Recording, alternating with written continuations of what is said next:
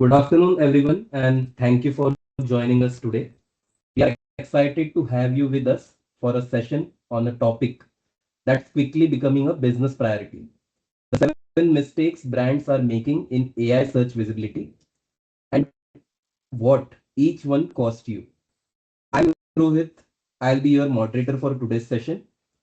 As consumers increasingly turn to AI platforms like ChatGPT, Gemini, Claude, and Perplexity for recommendations and research, brands get discovered is fundamentally changing.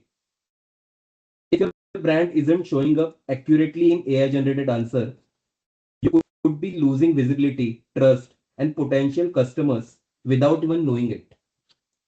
In today's session, we'll uncover the most common AI visibility mistakes brands make, the hidden cost behind them, and practical ways to improve your presence across AI platforms. To guide us through, I'm delighted to introduce Ambika Sharma, founder of NeuroRank and Pulp Strategy. Ambika works with leading brands on MarTech, AI-driven growth, and digital transformation, helping them stay visible and competitive in AI-first world. Over to you, Ambika. I thank you everybody for joining and allow me to share my screen here. So normally we only talk about visibility and the basics. However, this time there's a reason for being able to bring up what is it that shows up as an error in your assessment of AI visibility. And this is learning from multiple brands, over 150 brands we are consulting with, and also from the kind of confirmations or journalists ask questions or brand leadership teams ask questions. So we've kind of bucketed them into the seven most common, and we'll take it from there. Please feel free to ask me questions. You can put the question in the chat, or you can just raise your hand and we can have a conversation. The more interactive that it is, the better. I would like the session to be valuable for you. And just allow me a second to kind of share my screen.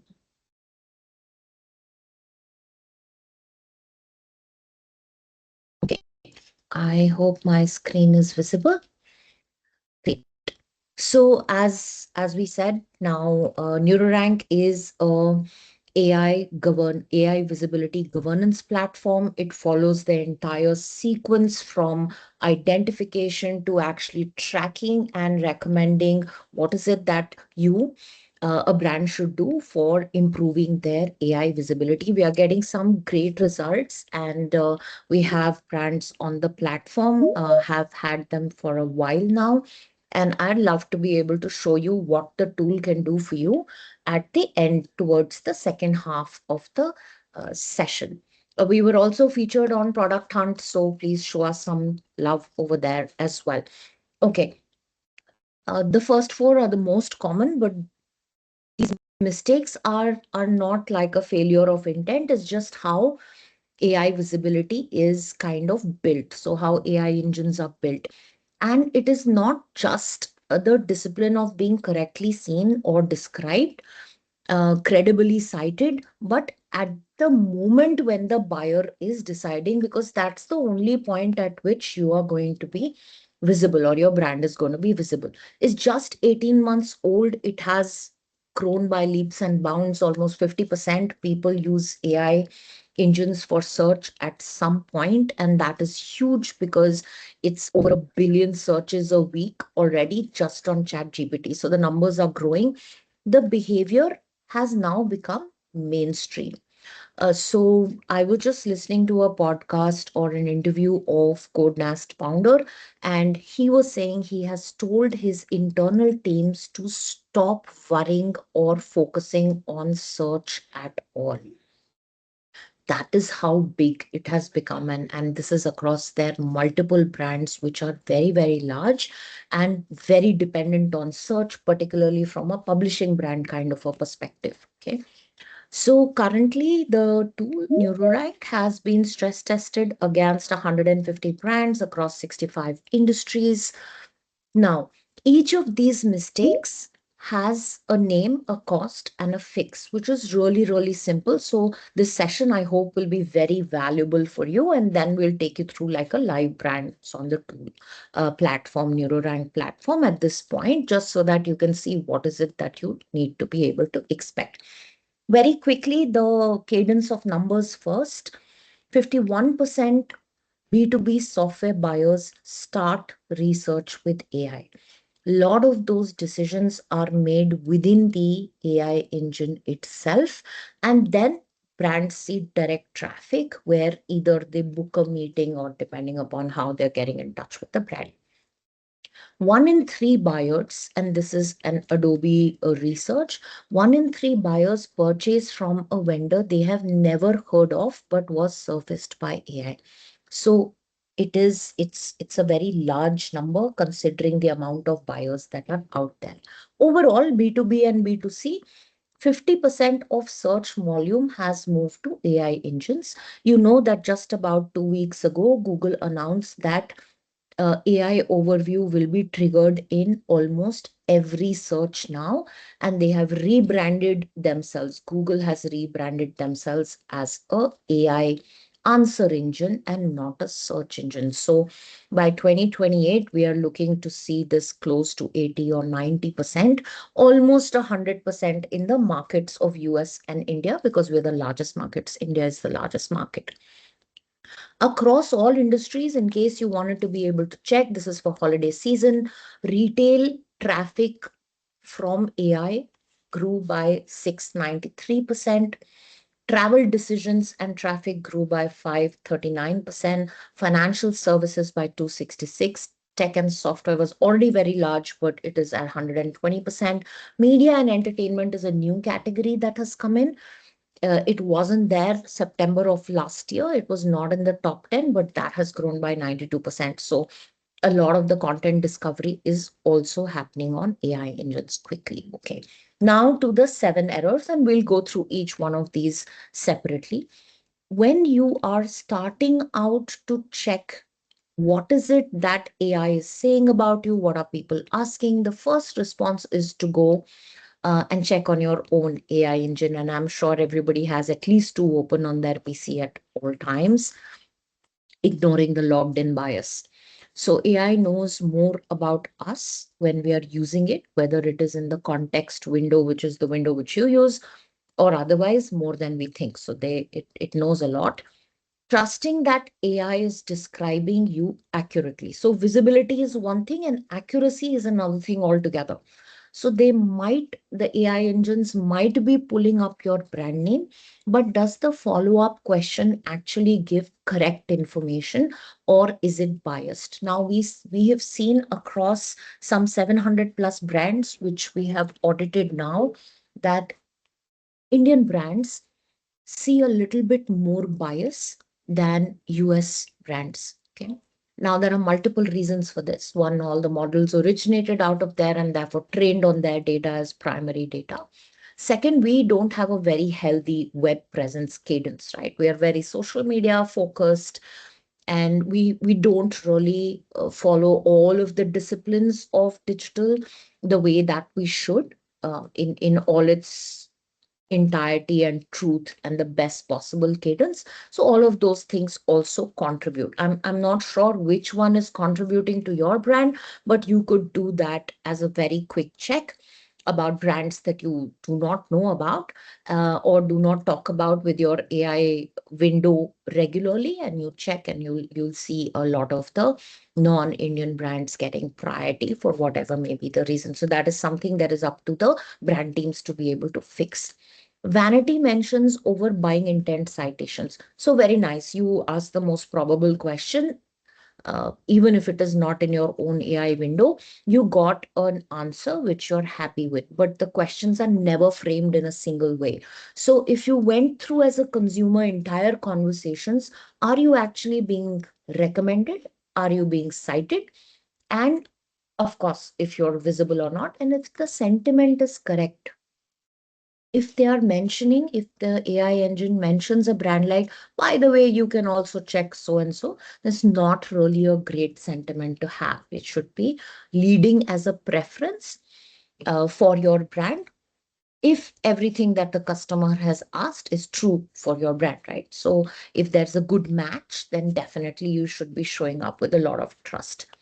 We all treat GEO as an extension of SEO. I'll not say all, most of us. And there are always two groups to this, right? And then there's a lot of conflict. If you go to Reddit or Quora, everybody says whatever they believe, but GEO is not an extension of SEO.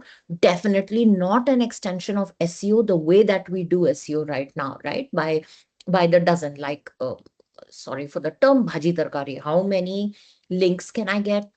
How many articles, who's writing that article, who's reading that article, not really sure. Where is it being published? So all of those thousands of links do not contribute. Yes, for the brands who have been following a good cadence and follow the discipline the way that it should have been followed, they have all their trust signals and their content in order, and they're treating content with the correct value that it should have in terms of time and effort and accuracy. They will definitely have an advantage, but it is still not the same as SEO, so we should not be making that mistake at all. Keywords without auditing real prompts. So you start with the keyword list, which you have. Of course, it's available in the keyword planner, and you say, okay, these are my top buying keywords. Let me start with this. But that's absolutely the wrong thing to do, because discovery does not start with your keyword. It starts with a category question.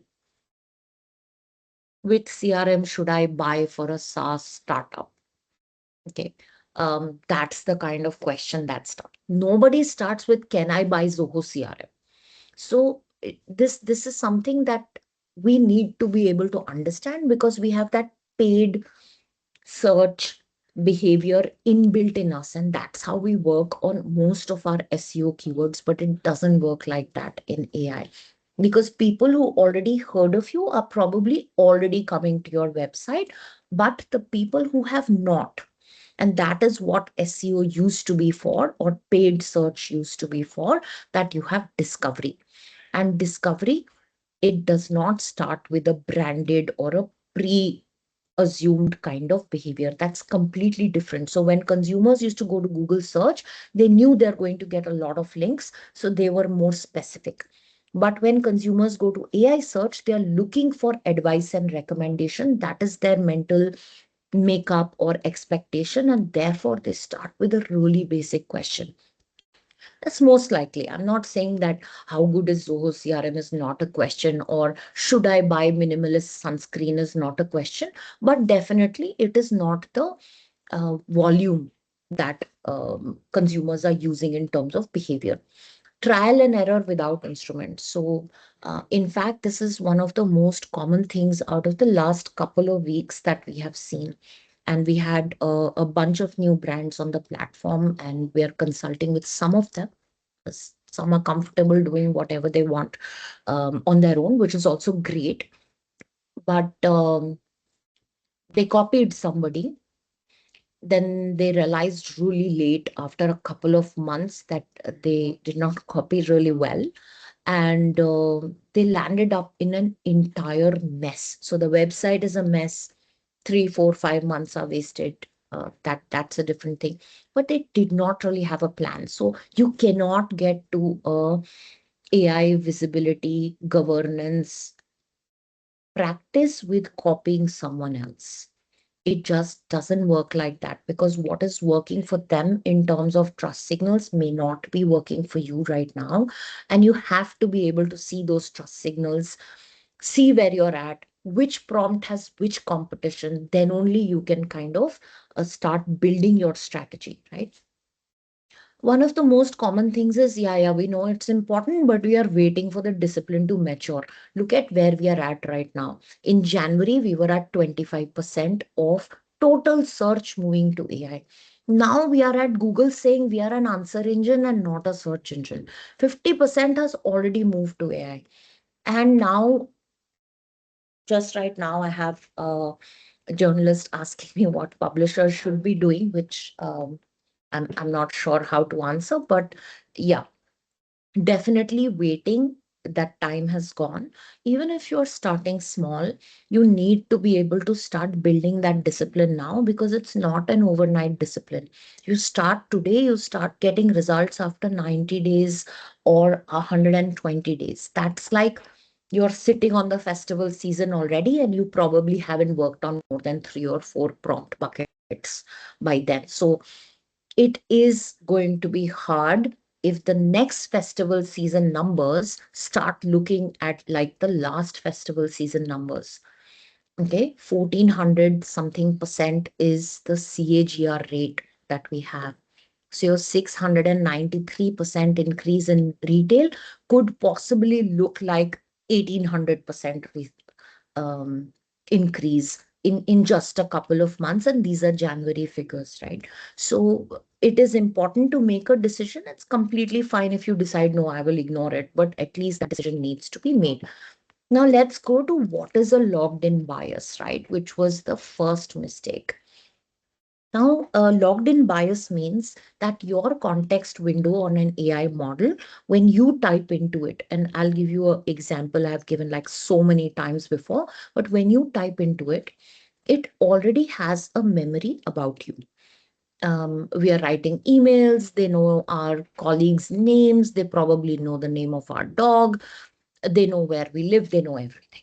So everything that you have discussed over the past 6 months, even if you delete the memory, it still exists somewhere within that context window. So in your little bucket, all that information is there. Might not be going out publicly. We certainly hope it's not going out publicly, but it's there.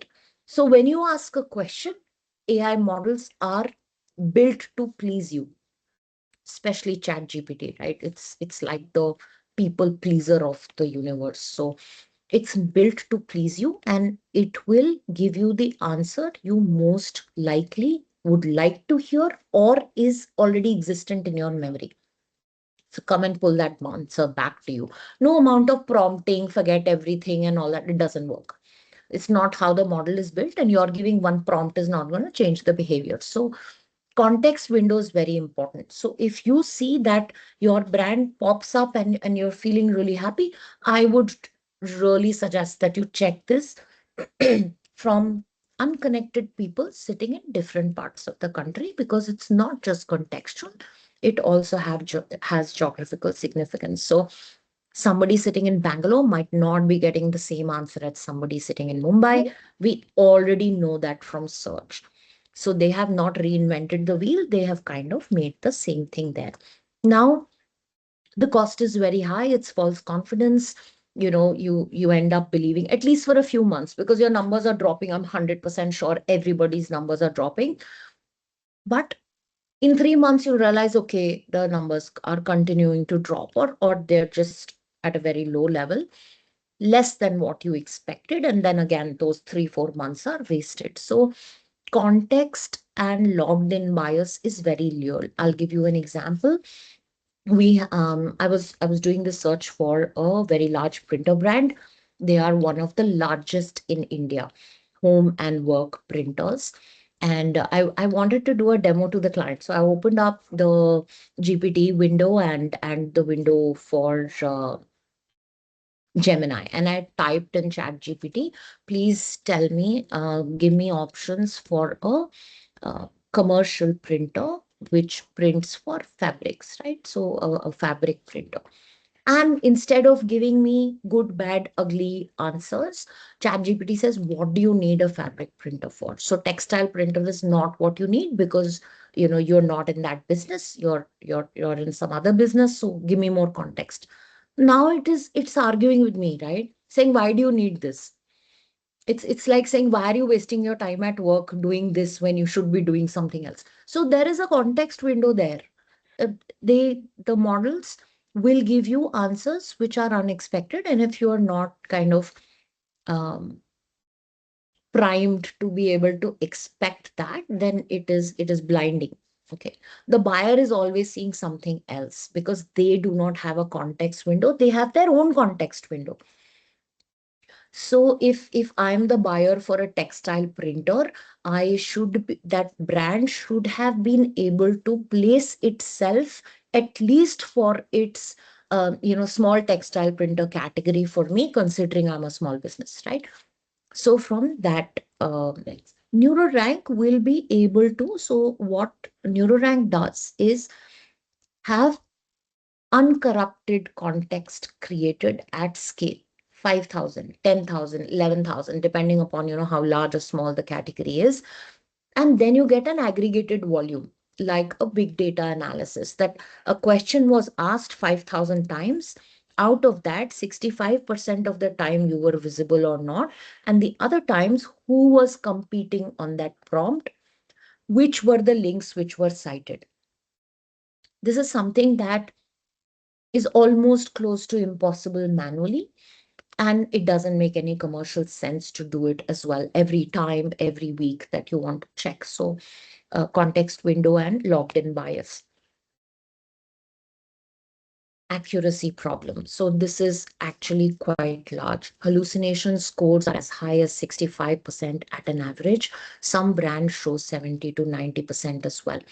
Doesn't mean that everything in the answer is wrong, but understand that 16 to 20 minutes is the time that somebody spends on a AI answer engine window, right? It's not like search, the blue links pop up and then you go somewhere else.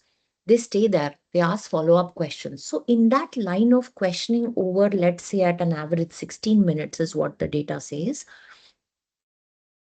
were all the answers about your brand 100% accurate? So, an example is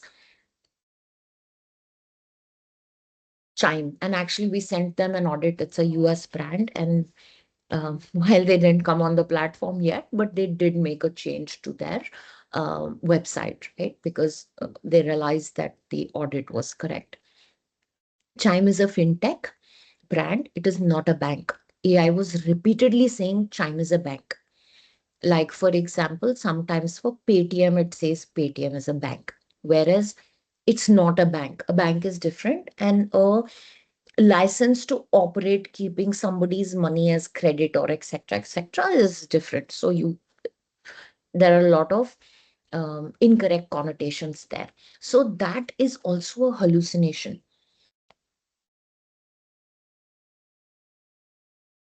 Just a reminder, if you have questions, please do ask. Raise your hand, and I'll be able to kind of address that for you. But there are ORHL is a patent pending classification for NeuroRank. So it says, where have you been omitted in the answers? It gives you this information for all of your prompt buckets. Where were you replaced? Which means ideally you should have been there because you're a perfect fit, but a competition was squatting on that place. So obviously it's a loss. So only contextually there, if you were replaced, it will pop that up. Whether there was hallucination and at what percentage. So fabricated facts, incorrect information, confused information, biased information, anything which is not correct, that is a hallucination. So we plug that in, it will be able to identify which are the hallucinations. And then for critical commercial prompts, I want to buy this, should I or should I not, it does not give a decision there which is in favor of the brand. If it is correct, like if I want to buy a car and I have 5 lakh rupees and it starts recommending to me Mercedes, then obviously it's not correct. But if it does not recommend to me the best in that category, or the best fit for me in that category, then it is a problem. So it's a zero lead over there. So it kind of contextualizes the ORHL across. This is actually 33% of your total costs. Imagine if you were running search. So as per G2 in 2026, 33% of buyers purchased from a vendor they had never heard of, which means that though that 33%, the top competitive brand in that category, which was doing better in terms of advertising and awareness did not pop up, and the decision was not in their favor. So that is very, very large. It's almost one third of the total revenue, considering the brand is doing everything else perfectly fine and all the revenue that they needed to get was coming. But 33% they still lost out because there was a zero lead environment. So NeuroRank is able to tell you all of this across your critical prompts, which are commercial prompts. And then you have the opportunity of being able to fix that with the recommendations which the tool makes, or added recommendations of your own. Vanity over intent. So this is actually a problem. Now, a lot of times, clients or brands are very focused on fixing only the commercial prompt, right? Or they see a mention count and say, okay, we were mentioned in, let's say, 5 lakh searches, which is really great because some tool told you that. But were they the right searches or not? And were they vanity queries? So how can I start out with a new CRM? So if it starts explaining you and then gives you a citation where on your blog you have written that this is how to start out with a new CRM, uh, it's nice, but it is not really that query. Ideally, the AI engine should bring the conversation right to the CRM brand and say that this is a great brand for startups, which it does for some brands. I mean, we found our CRM that way. So it does for some brands, but for a lot, it does not. So that is something to be able to focus on. That in follow up queries, remember the 16 minutes that people spend on follow up queries, are you coming up and are you recommended or not? So visibility, every brand will work on, right? 2028, 88% of the total searches is going to belong to AI. So there isn't a brand who relies on external sources that is going to be able to ignore it. The people who started fast will, kind of get results faster, and people who start late will have to work triple, 10 times harder depending upon their category, because a competitive space. If you are doing little bit and everybody else is doing a lot more and they started out earlier, then of course there's time to catch up over there, just like in sports or anything else, right? So that is certainly something that is going to kind of bring down and impact your budget. So if you have mentions, but you do not have direct traffic and you don't have citations or recommendations, then that's a problem, which is why on NeuroRank, you are able to see all of these four things separately, and we'll show you how that as well. The search team doesn't own this, right? So it's not an extension of SEO. Um, the model builds from completely different trust sources. So AI models, they rely on Reddit. Indian brands, they don't even have a Reddit account. That's like 80% of the brands who have come on the platform on NeuroRank did their audit and said, oh, we don't know how to do Reddit, or we have never done Reddit before, or what should we do for Reddit, which is great and it's great for Reddit because which means that it's an uncorrupted platform so far. Only individuals are kind of taking advantage of that information to a great extent, but it's not always going to be like that. So just chasing the links is no longer the thing. I mean, it's far more valuable if you got a listicle which did not have a link in a good publication, rather than if you got 7, 8, 10, 100 links somewhere and the spammy score of those websites was like 10%, 15%, or unheard of websites, which is what a lot of SEO was doing till now. Again, people who did things the right way are definitely at an advantage, and I'm sure that there are quite a few of them. But I know for a fact, after running an agency for like or working in agencies for 24 plus years, that's not how things have been done. And then there is a disadvantage that we need to navigate, right? So SEO scores are not equal to GEO scores. One in six searches or one in six results are from a brand that ranked on page number one. The other five are for brands who never ranked on keywords ever. So it's completely different for GEO. And these are Gartner numbers, so they're you can easily check, just search for 10 types of categories and see which brands are ranking on number one. It'll be fairly easy to kind of figure this out in case you wanted to do that.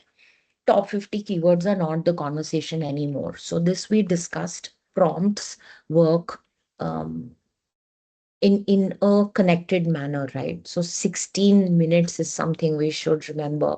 People ask, start from category, then they ask, okay, if you're recommending me this, why not do a comparison, show me which of these brands have the best service, which of these brands have the best rating. So they continue from there. Everything that they were doing on their own earlier, now they start asking AI. And a lot of us don't realize that AI actually misses out on a bulk of information, and it takes time for that information to be updated as well. So Gemini is the fastest because obviously Google is their own search engine.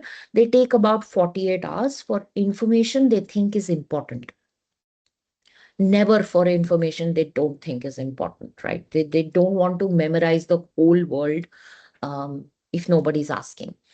And Claude, 9 to 12 months.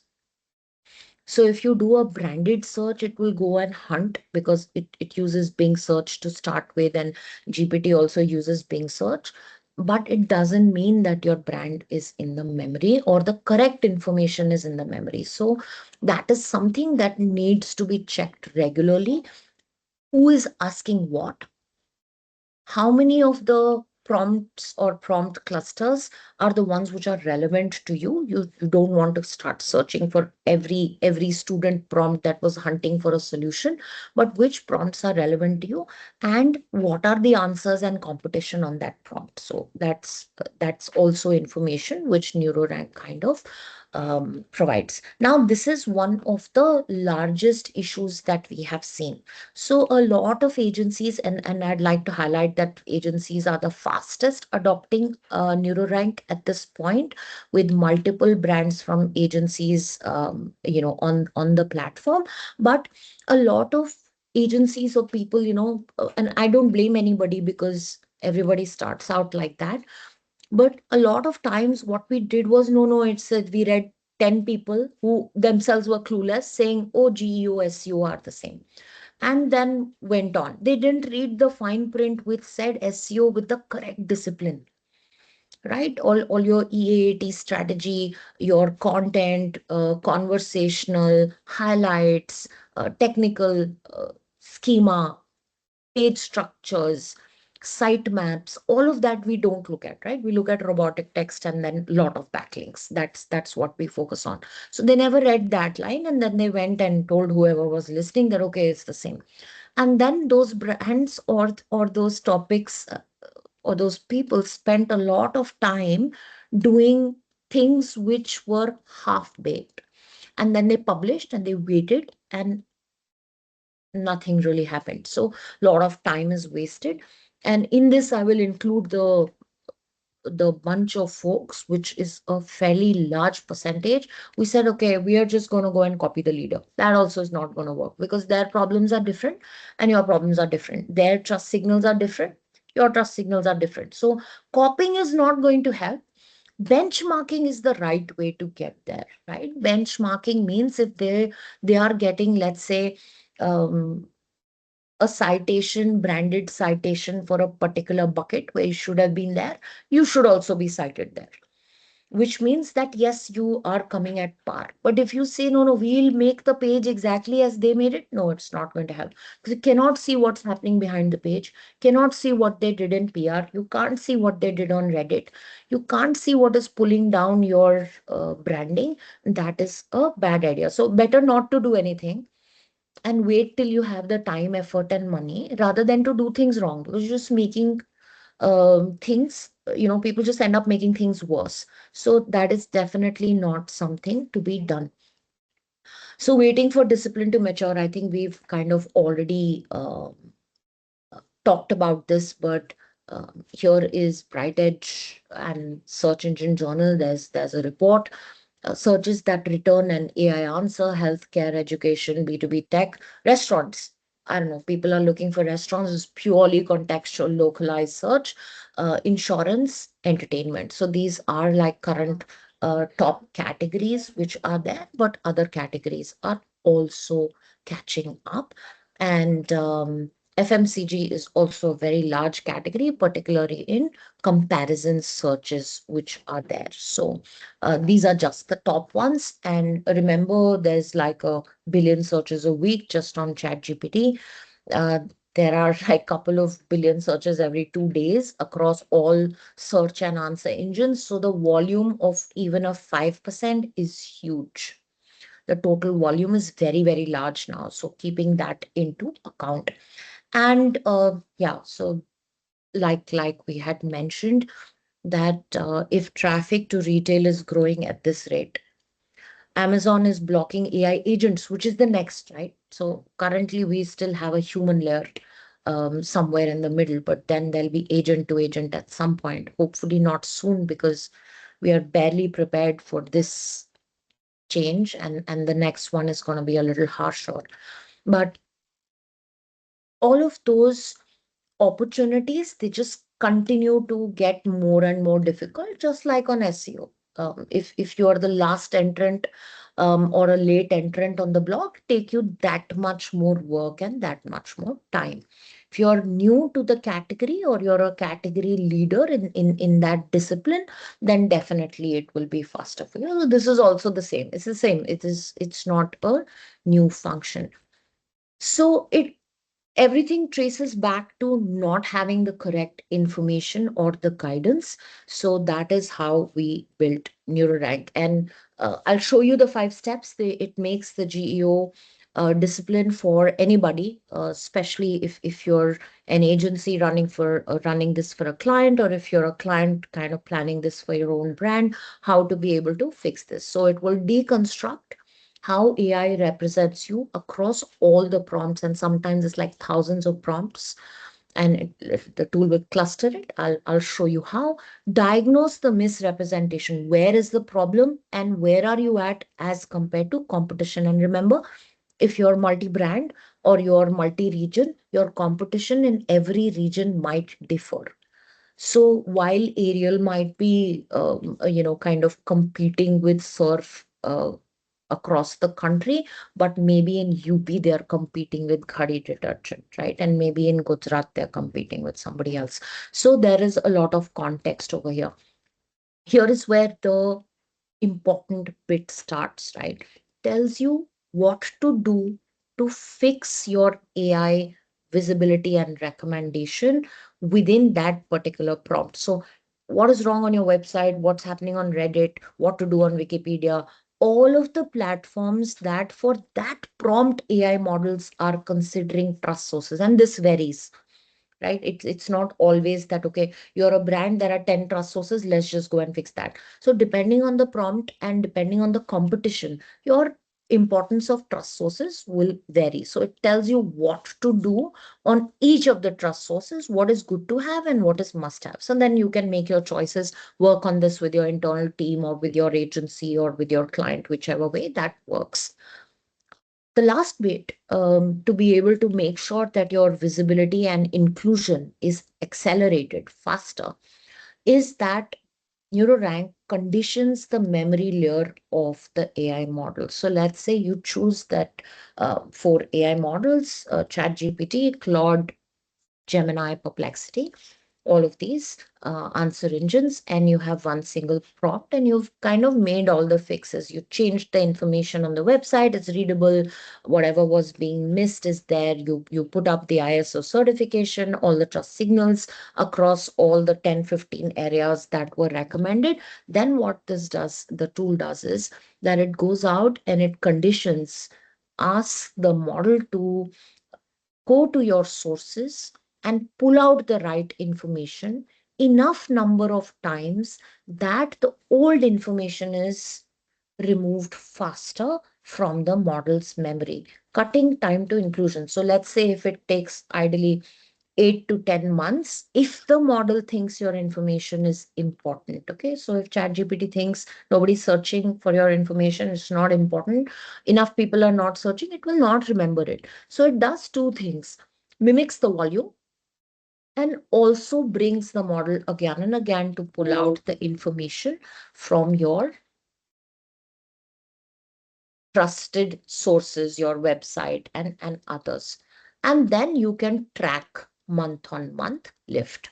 So while I am going to share my screen, if you have questions in the interim, please do let me know, and we're going to go and share We this. have some questions.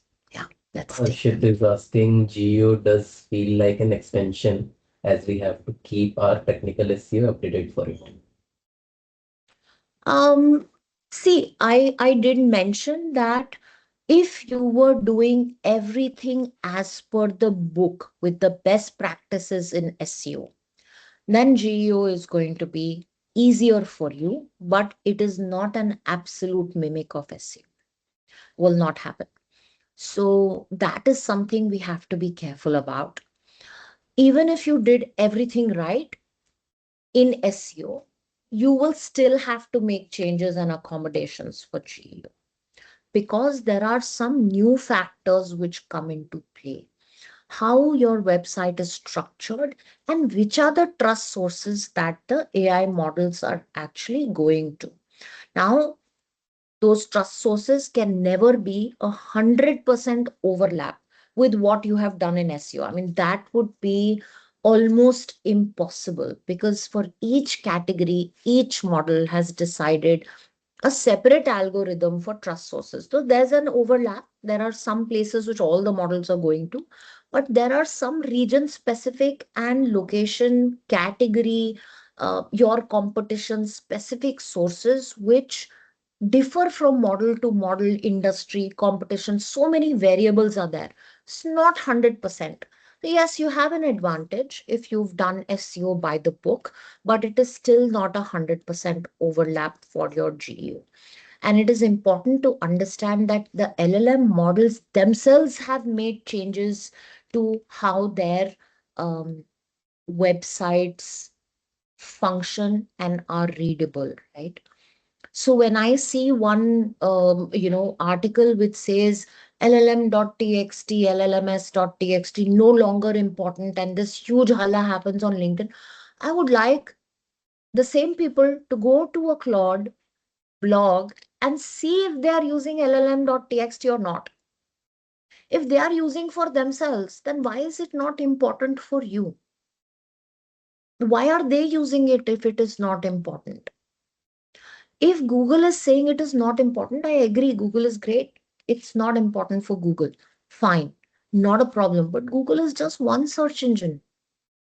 OpenAI is using it for themselves. So I would say that we make our decisions not based on trends or things. We stick to what is a set pattern which is tried and tested, and it has been 18, 19 months now. So some things are not new and they might not need to be invented, and some things are changing now also. So yes, update is important, but not all of it. I would not go starting to chase people who are saying things, maybe possibly sometimes not with entire information, or with limited information or with limited context as well. And I would follow what the uh, set parameters are, get my AI visibility fix, get a good hold on the um, topic and the cadence, and see what is working actually, and then only start experimenting, right? It's not space to kind of just experiment and believe. So Second question, and I think with that we can start with the demo as well. What do you mean by auditing real prompts and how? Okay, great. So if my screen is visible, I am at the model preference engineering. This is for one of the brands. The market is UK. I've specifically chosen UK because you can see how regions kind of change the output there. And uh, here on the left in the panel, if you're able to see, and I really do hope that you're on a PC right now, but this is the entire setup which helps you govern your GEO cadence. What I'm on is the command center, which is an aggregated dashboard, mostly meant for the senior leadership or the team heads when you want to see everything at one place, right? On the top, you have the entire journey, which you can run per prompt. I'll take you through that. This is the top banner. So this dashboard will tell you what is the growth in your inclusion. It's been 6 months for this brand, so month one versus month six for the prompts which they are working on. Inclusion for recommendations, like we were mentioning, very important. If it mentions you, it's great, it's step one. Where to get to is that you should have recommendation. If you are a good fit for that customer or consumer query, you should be recommended. That's it. If you're a good fit, right? AI sees through the lies pretty quickly, or appropriation, misrepresentations pretty quickly. So we are only talking about correct information here. Nothing that we do is going to put incorrect information into AI models for any period length in time. So we are not discussing that. And I'm sure nobody is focused on that here as well. So recommendation, citation growth, the little links that come on the side when you make an AI search, or the little links that come in GPT, it just shows so small. Nobody clicks on them. 1% click is what we are at right now, but those links are important because they are trust signals, and that means that your signals are trusted, at least to start with, and therefore the citation growth is there. And ORHL reduction. So the lower the better.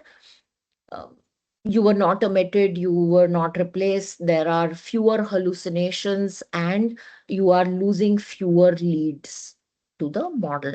You have a 6 month trend line where you can see this growth. You can see by model what is your brand inclusion, what is your brand sentiment, what is your share in terms of citation, and what is the rate of hallucination for the prompts which you have selected, right? There is the entire universe of prompts and what are you working on. So this is a visibility or an overview layer, which is great for the leadership. What is the health of the execution which you are running, and then kind of gives you top actions so that you can see and be on top of it instead of kind of reading through all of this. And then it's directly linked to the queue or the segment which you want to be able to focus on. So it's also like a great dashboard to keep a view on what your teams or your execution team is doing, and also see where competition is at, right? So if you see, this top layer is all competition. BMW 310 GS gaining momentum on Himalayan adjacent prompts. So you can keep a check on your competition as well for your queries. Okay, so this is not their audit, this is the brand's audit, but it talks about and gives the key parameters for competition as well. What's working? So this is just, I've seen people just take a screenshot of the dashboard to be able to put up their report and presentation, which is great because that's why the dashboard has so many highlights and insights which you can get. And then it gives you the 5 phase pipeline, gives you your execution, health, implementation, review. So everything that is happening for you on the particular tool, you'll be able to get. It gives you the comparative snapshot as well. All of this is aggregation. We'll go to the prompt clusters. Okay, so this is our step one. It is to deconstruct the prompts. So we give the heading. This is not what the customer is asking. Hero prompt. This is what consumers are asking. We get all of the prompts directly via enterprise APIs from the four models that we're talking about: ChatGPT, Claude, Gemini, including Gemini AI overviews, and then Perplexity, because it's a search engine. It's really important, at least from an India context, because so many people are using it. And it was free with Airtel at one point. So that entire universe of people are still on Perplexity for answers, and it's one of the better. Even though it's not an LLM model by itself, but it's one of the better engine for answers, because kind of has its own style of giving information and research information. And then they have Perplexity Finance and Perplexity Health. So a lot of people are using that as well. So once you click on this, you'll get all the related queries. Now, the queries have come from the answer engines. However, the NeuroRank actually clubs them together for your ease of use. So if they are likely addressed together or mean similar things, topical adjacency, so you'll be able to see that cluster together. And at a max, there'll be 10 sub prompts to a cluster. So you might get more than one cluster there. So you'll be able to see all of your clusters here. You can kind of by consumer intent focus on clusters as well. So discovery, learning, problem solving, exploring options, comparison, transactional, location based, and retention based, right? And there are brand, category, product, purchase intent, and competition. So you don't have to kind of read through everything, though we recommend that you do, but you don't have to read through everything. You can kind of select and then make your choices. Nobody, like, we never worked on 1,000 keywords together, which was just bad for business. But here also, you cannot work on 50, 100 prompt clusters together, but you can see them all, and you can make your choices. Work on 2, 3, 4, 5, 10, whatever is it that your execution teams are able to handle, and how critical AI search is for you. And then you choose your cluster. So once you have chosen your cluster, I'm not going to click on anything because it's a client account, but you run analysis. Once you run analysis, it will take you to the right prompt intelligence. Okay. This is the diagnosis. So you have all the prompts. You can run analysis on 10, 20, 40, 100, 400, depending upon your different types of clusters. This client is at 20 clusters, but it's also 6 months. So, uh, you can make your choices. Now, once you run one cluster, or however many per cluster, you will be able to see how many times were you omitted, how many times were you replaced? How many hallucinations were detected?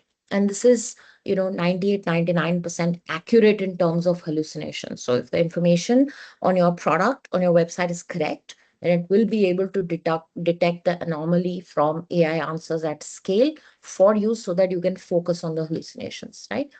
Which of the queries resulted in zero leads, which means it was a transactional query, but you never showed up over there, or it was a decision making query, but the brand was not adequately represented. It was a bad sentiment, or saying, but we have consumer complaints, which happened with this brand. Okay. And I'll take you to the recommendations. You'll see there how that has been detected as well.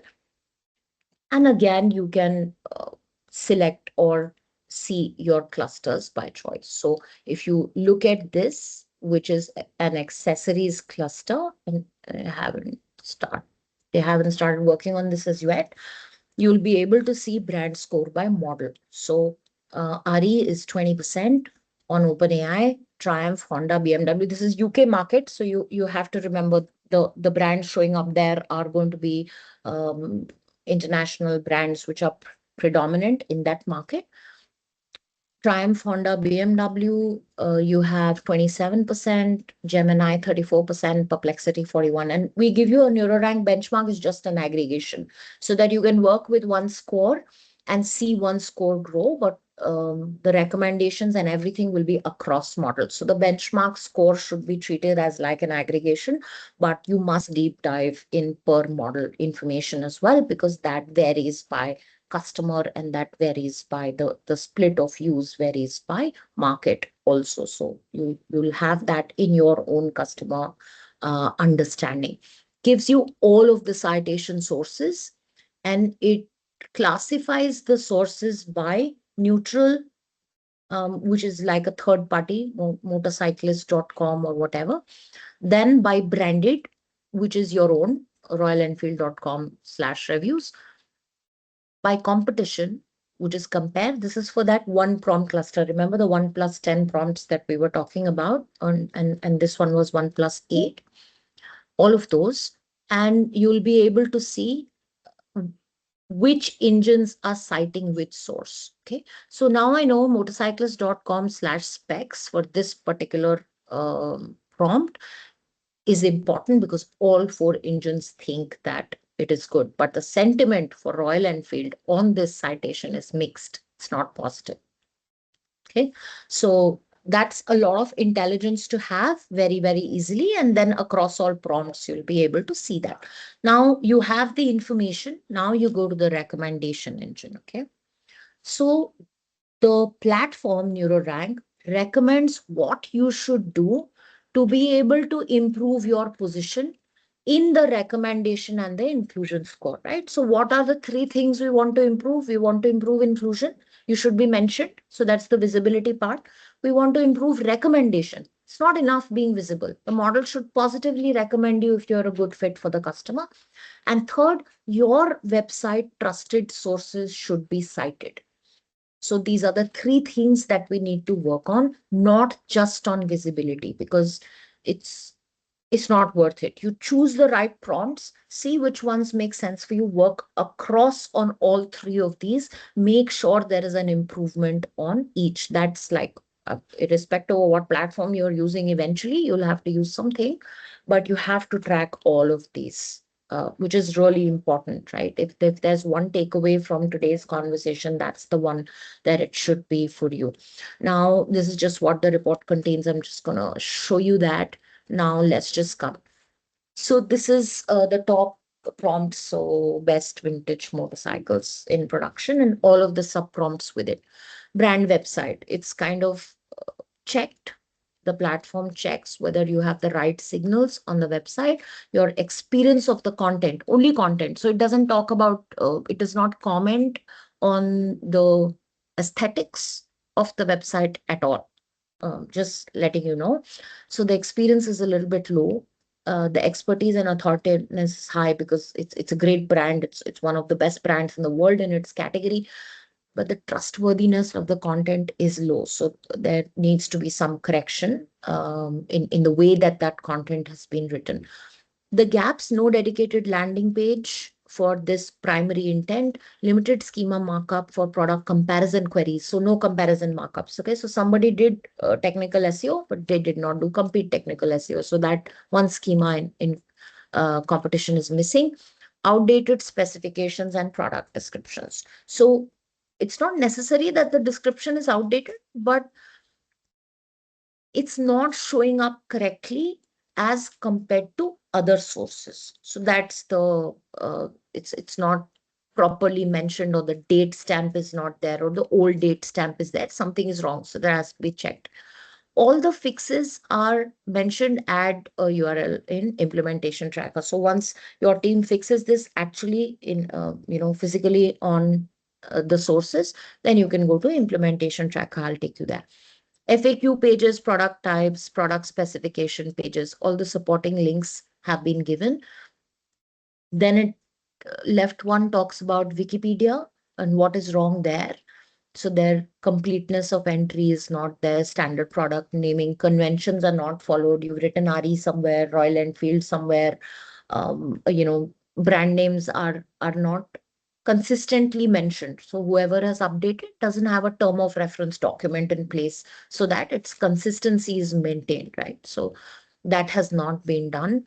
Google Business, because it's a dealership driven brand. So that is not completely updated, particularly in combined dealerships. So in India, we don't have so many dealerships which are multi-brand. They're always like individual brand dealerships. But when you particularly go to Europe, you have, and US also sometimes, but particularly Europe, you'll have multi-brand dealerships as well. So maybe it's not mentioned properly on there. YouTube, lack of official long form review content, competitor comparison videos. So all of that is mentioned.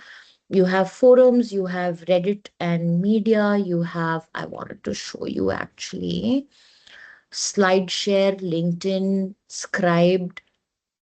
Yeah. So all of these pieces are mentioned, right? Now see, Royal Enfield company page activity is below industry benchmarks for B2C brands of similar scale. It's kind of industry benchmark means against the competition. So there's no other benchmarking which a platform is kind of doing. Three motorfi three motorcycle forums. So it's kind of mentioned that here, mix of accurate and outdated information. So it has seen all of the citations, gone there, checked the competition, and then given you good to have and must have fixes. So if you see, you'll have must have here. It's given you two main fixes. This is also must have. This is the most trusted source. And then there is good to have. So let's say you fix everything. Option one, you go to the maker implementation tracker, put in all the URL. It goes to the person who's supposed to approve it, and you can approve it over here. This helps you maintain a good cadence to kind of remember what all you have done in which link, all in one platform. Soon we will also have an AI checking option for this, so that the methodology and the links can be checked by AI. Currently, we have to do it manually, like in the old times. So all of those links, whoever is responsible for approval, instead of Excel sheets, you can use this.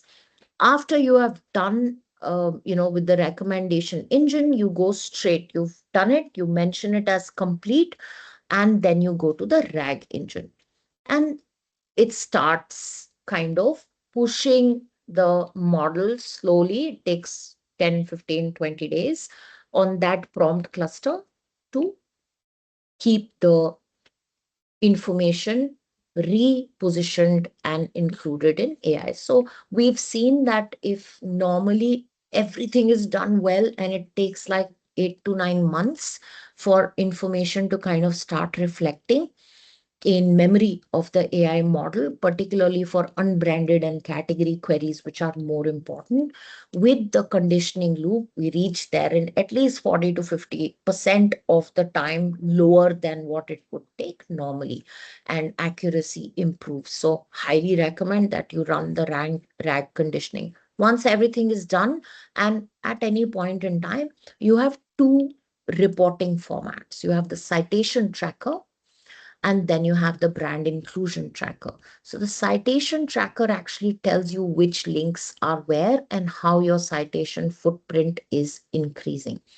So across all the prompts that you're tracking month on month, 20, 50, 100, 1, whichever, whatever number, and wherever you are in your journey, you will be able to see across LLMs how many queries have been cited and what is your share in those queries, right? And where are you growing and which prompt cluster did those queries come on? So let's say in January you had worked on best motorcycle accessories, you'll be able to see that you've grown by how much and in which LLM engine. Okay. So all of the citations, they'll continue to aggregate here. And of course, pages continue. So you can go page by page and you can see. And now you see which is your top trust link. So if you pick up the top 10 minus the branded competition, you should be able to get a very good idea of where to publish.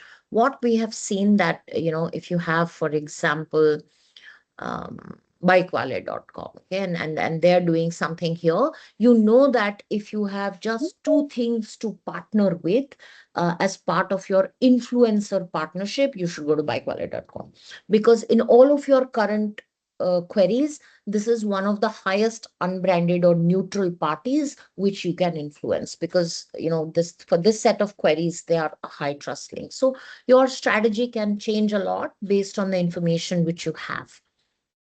Then we come to brand inclusion tracker. This is the best thing that you can have.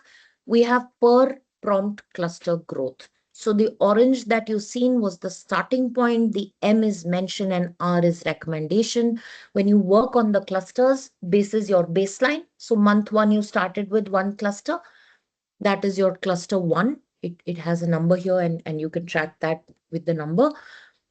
Where were you at is the orange, and then your growth is the purple on top. And you can go and see the actual answers that the prompts you are getting. And then by cluster, you can kind of see that information by cluster as well. Okay, so there are different uh, competitors for each of your prompts. Who has grown how? So overall query volume has grown for this prompt, but they're doing really well on this. It's been about 6 months. One of the initial prompt, which is month one baseline, and you will be able to see this. Now, the second graph that you see here is the reduction in ORHL.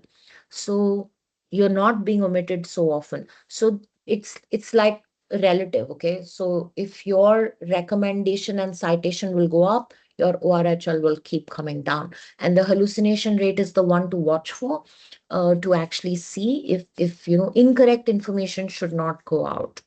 That there shouldn't be one person crying somewhere in some forum, and that forum is a trust signal, and then your entire feedback mechanism in AI says, oh, customers are crying about their service. So it should not happen, and it does happen like that. So that's something that you should be able to track, but lower the better. So your ORHL reduction, and then you can go by prompt and just how much deep dive you want to do, you can. So that is how you're able to track. One more thing, you have a deep insights window. You All this data and literally millions of data points are collected by the NeuroRank platform on your brand and on your competition, right? All of that data is sitting in a separate bucket for you. You can ask questions, so talk to your data. So if there is an insight that you need that you don't see in the hundreds of insights here, it's very comprehensive. You have a specific question, and you can ask. So there is a deep insights panel. You can go to that panel and you can ask your question, and it'll look at the platform will look at the data and give you the data relevant answer there in a consolidated manner, much like your chat window that you have, but only related to your data. So that is a added advantage. A lot of times I've seen that um, you know other departments or colleagues, or sometimes yourself, you do not have an answer for something, and then there's unnecessary hunting and struggle to find that answer. Just makes it simpler. So if it is in the database, it gives you a good insightful answer and a little bit of a direction as well on how to be able to read that information well. So this is what the tool does. We have the brand profile and the admin profile where, sorry for that, you can look at your logs and you can actually look at what all you've done, make your brand input a little bit stronger here, um, billing, team seats, and all of that. This is just regular stuff any decent platform will provide. And that's, if you have questions, I know I'm about 10-12 minutes over time. I'm a little sorry for that, but if you have questions, please, Yeah, please do let so me know. they would like to understood the live forensic audit. If we can do one live audit and we can share the report or sample report how it looked like. And Right. by the time you are doing that, I will also ask, I will take the questions which are in the chat. What if after implementing coding or a schema for AI, it impacts SEO? Okay, so the live forensic audit is here open on the screen, but first I'll address this question. It will impact your SEO. It will make your SEO better. So putting good schema is, even before AI, it was a good practice. Most of us, again, I'm 24 years agency, 15 years running my own. We literally had like hundreds of brands we did SEO for, right? Um, we don't follow.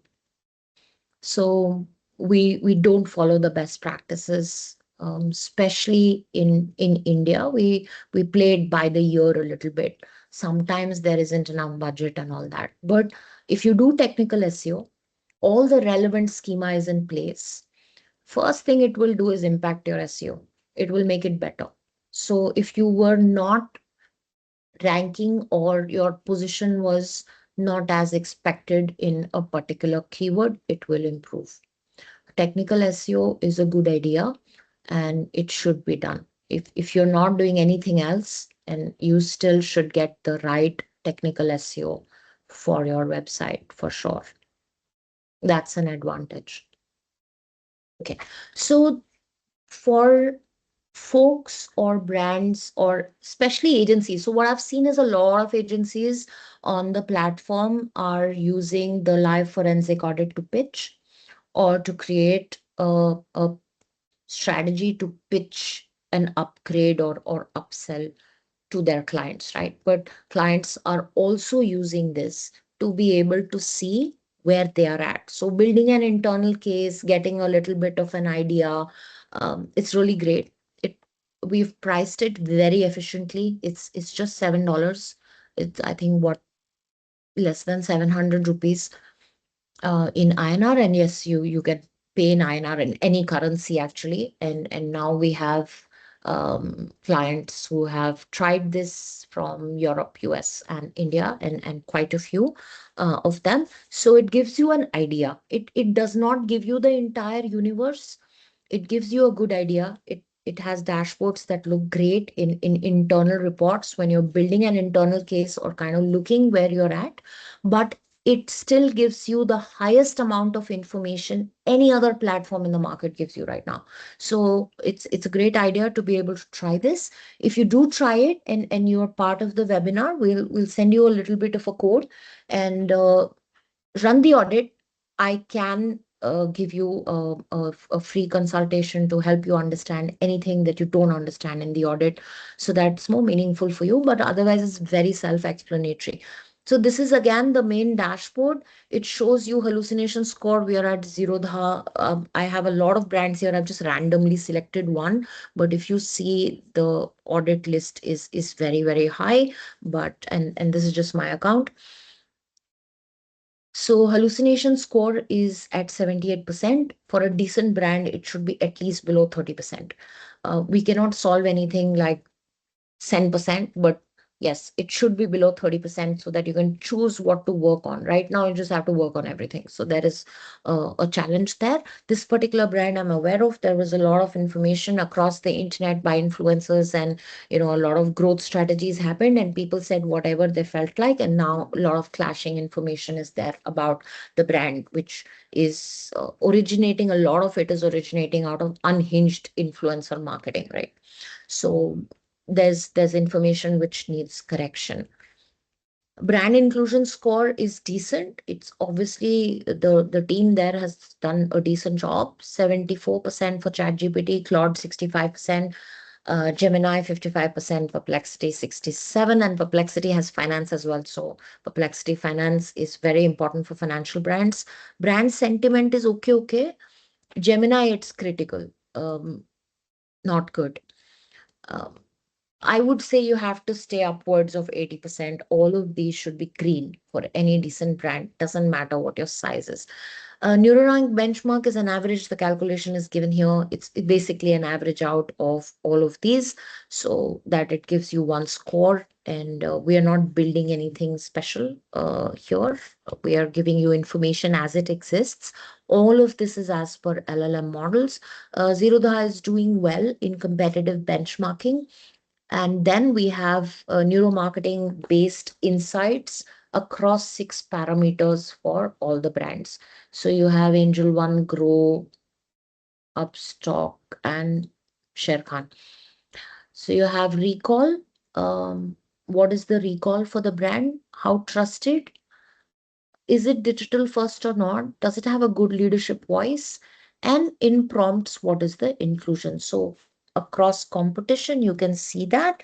And this is a common dashboard. Again, this is your first dashboard. You have brand battle cards, you have overall sentiment, you have perceived strengths and vulnerabilities, you have a content audit, and you have a technical visibility audit, which means how is your brand actually being seen technically by answer engines.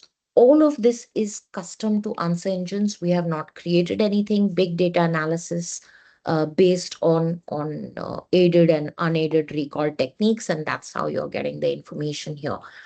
So you have a visibility baseline. What are the ad campaigns and information campaigns that has been recognized? Some trust signals, it doesn't give you everything, it's just a little bit light at an audit level. What are the trust signals which are working? What are the top cited links which are mentioning this? It's kind of picked out all of that. Just takes 15 minutes to kind of run this audit. What is the overall sentiment by model? Sentiment is every answer is read and then the sentiment analysis is done. We'll ignore global because they're not really into global, but it always benchmarks against global. So if you're not a global brand, you can just ignore this part. What were the strengths? What are the vulnerabilities?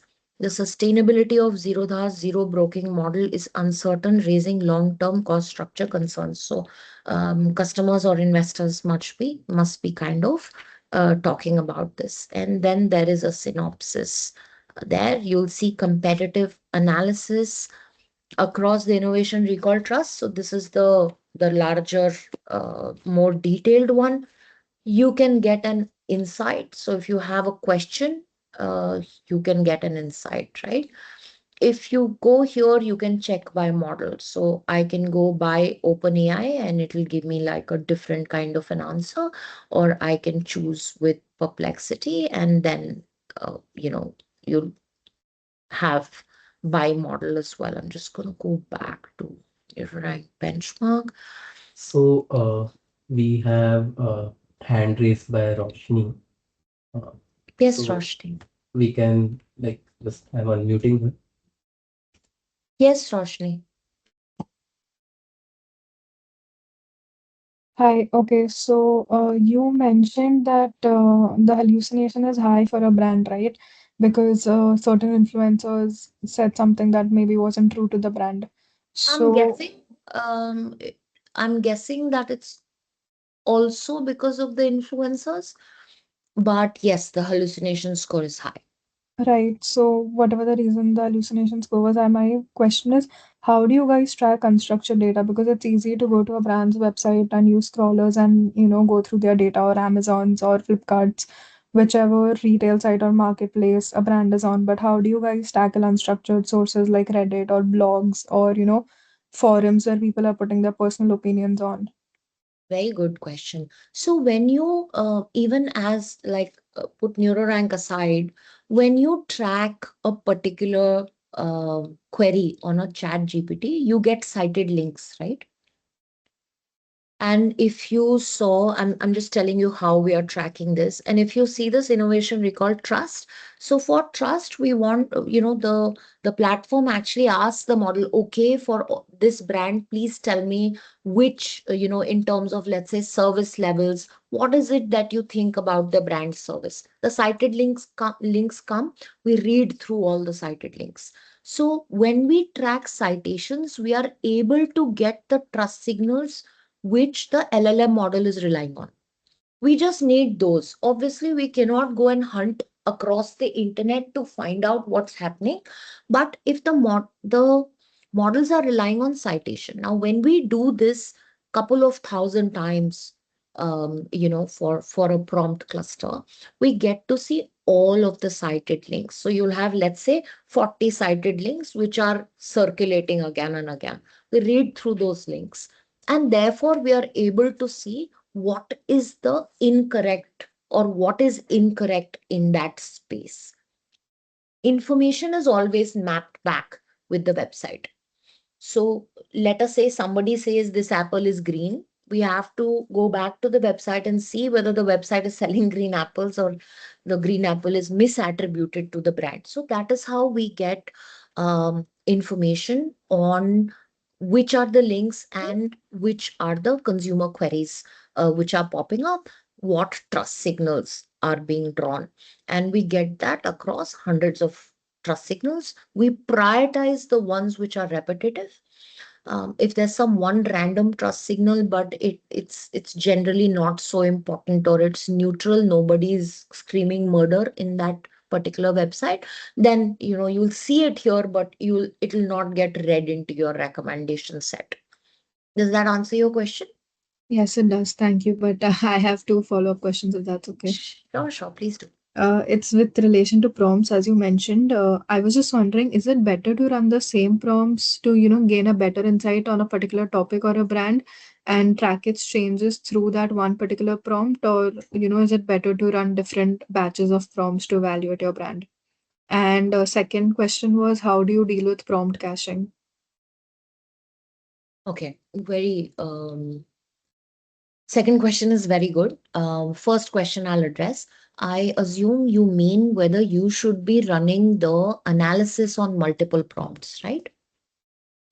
Now you are free to run analysis on as many prompts as you want. I'm staying with the NeuroRank platform right now. If you meant differently, you can let me know. Now, as marketers, while we might not have bulk information, but we understand our brand really well because we made choices in terms of keywords and we make choices in terms of newspaper ad headlines and all of that. So we understand our consumer. With the NeuroRank recommendations, you need to address one cluster a month. So plan your monthly sprint. Okay, on the first of the month, hypothetically, you take like 2 days, decide on which cluster, run the analysis, get your recommendations. Spend the month working on the recommendations. Let the NeuroRank tool start conditioning that cluster as soon as you are done with all your recommendations and implementation and start on the new prompt from next month. So you run monthly sprints. At the end of the year, you would have successfully completed and started to be visible and recommended on at least 12 prompt clusters. That's like 120 prompts. So this is what I would recommend, right? Now, when we come to actually going to share my screen in parallel. Now we come to uncorrupted sessions for prompts, right? So now what you need to do, understand is that in NeuroRank, we run fresh token methodology. So every single query is uncorrupted. And we also have distancing or geography via a swarm of agents kind of going out into the internet and asking the queries from different locations. So there is a simulation of location and every single prompt is a uncorrupted session. So look at it from a point of view of a fresh customer first time coming and asking a question on a newly signed up Gemini. And then we have cross population across models as well. So in short, there is no corruption in terms of sessions, even for 2 consecutive queries. That makes sense? That makes sense. Thank you. Great. So coming back, if there are more questions, please do ask. But this is the search intelligence. We give you 4 or 5 prompts, and you can see critical or healthy or warning. Then you go to the live prompt indexing. What are the top online brokerage platforms for retail investors? frequently mentioned. It runs the prompts, gives you where you're scoring on each of these. So you can get like a good idea. Again, you can select and run by model. So you might have different answers with different models. If you have a question, why am I medium here? Why am I low? Please ask get insights. And the insights will kind of a big paragraph of input will come here. You have brand battle cards. This brand is actually doing fairly okay in terms of recall across this, but there are other brands which are more or less. Core product and service information is good, market presence is good, emotional brand recall is good, leadership content is good, inclusion frequency is decent, and LLM digital engagement is good. Again, if you needed insights, you could ask, or you can go to the deep inside tab and just kind of type in your question. It takes a credit which is included in your $7, so you have a couple of credits. Ask your questions wisely, or you can buy new credits and ask unlimited question. Come to technical visibility, the omission ORHL is what it will give you.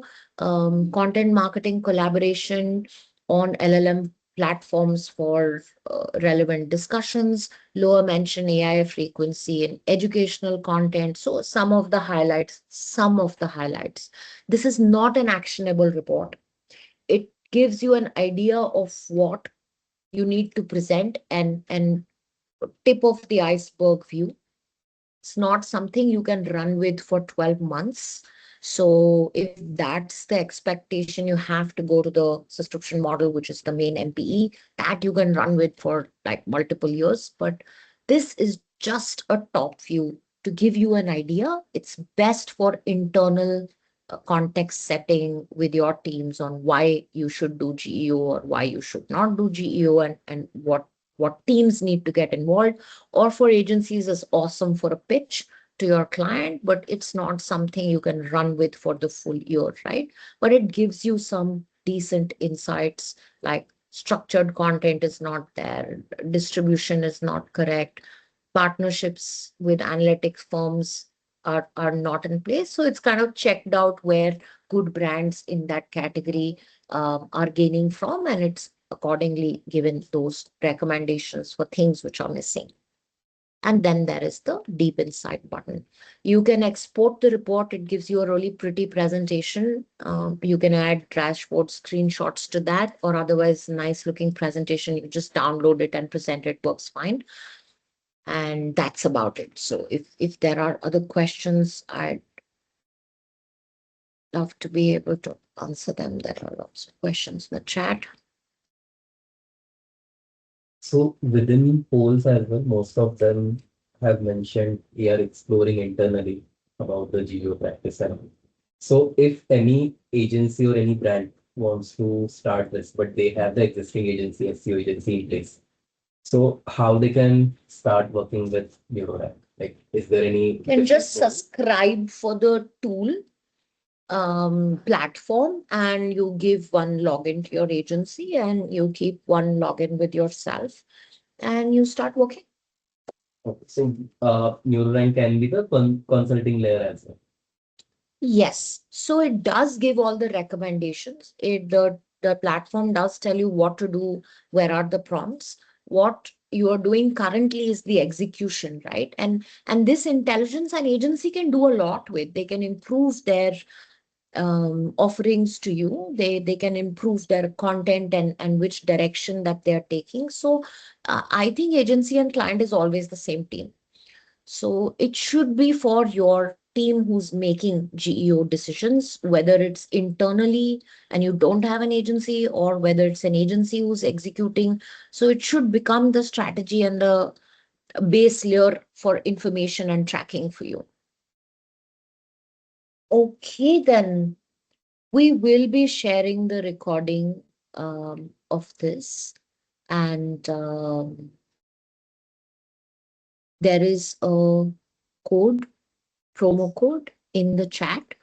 Please do take that down. If it's going to be valid for at least a couple of days.